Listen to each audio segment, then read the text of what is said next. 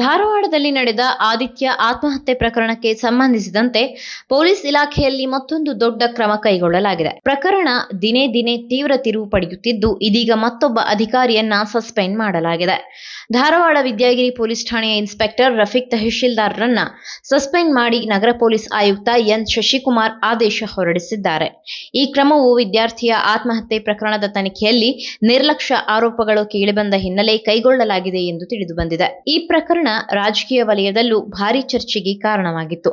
ವಿಪಕ್ಷ ಉಪನಾಯಕ ಅರವಿಂದ್ ಬೆಲ್ಲದ್ ಅವರು ಪೊಲೀಸ್ ಇಲಾಖೆಯ ವಿರುದ್ಧ ತೀವ್ರ ಆಕ್ರೋಶ ವ್ಯಕ್ತಪಡಿಸಿ ಒಂದೆರಡು ದಿನಗಳಲ್ಲಿ ಕಮಿಷನರ್ ವಿರುದ್ಧ ಕ್ರಮ ಕೈಗೊಳ್ಳದಿದ್ರೆ ಬೀದಿಗಿಳಿಯುವುದಾಗಿ ಎಚ್ಚರಿಕೆ ನೀಡಿದ್ದರು. ಇದಾದ ಕೆಲವೇ ಗಂಟೆಗಳಲ್ಲಿ ಈ ಸಸ್ಪೆನ್ಷನ್ ಆರ್ಡರ್ ಹೊರಬಿದ್ದಿದೆ. ಇದಕ್ಕೂ ಮೊದಲು ಇದೇ ಪ್ರಕರಣಕ್ಕೆ ಸಂಬಂಧಿಸಿದಂತೆ 3 ಪೊಲೀಸ್ ಸಿಬ್ಬಂದಿಗಳನ್ನ ಸಸ್ಪೆಂಡ್ ಮಾಡಲಾಗಿತ್ತು. ಇದೀಗ ಇನ್ಸ್ಪೆಕ್ಟರ್ ಮಟ್ಟದ ಅಧಿಕಾರಿಯ ಮೇಲೂ ಕ್ರಮ ಕೈಗೊಳ್ಳಲಾಗಿದೆ. ಒಬ್ಬ ವಿದ್ಯಾರ್ಥಿಯ ಆತ್ಮಹತ್ಯೆ ಪ್ರಕರಣ ಇದೀಗ ಪೊಲೀಸ್ ಇಲಾಖೆಯೊಳಗೆ ದೊಡ್ಡ ಚರ್ಚೆಗೆ ಕಾರಣವಾಗಿದ್ದು, ಮುಂದಿನ ದಿನಗಳಲ್ಲಿ ಇನ್ನಷ್ಟು ಕ್ರಮ ಸಾಧ್ಯವಿದೆಯೇ ಎಂಬ ಪ್ರಶ್ನೆ ಎದ್ದಿದೆ. ಪ್ರಕರಣದ ತನಿಖೆ ಇನ್ನಷ್ಟು ತೀವ್ರಗೊಳ್ಳುವ ನಿರೀಕ್ಷೆ ಇದೆ.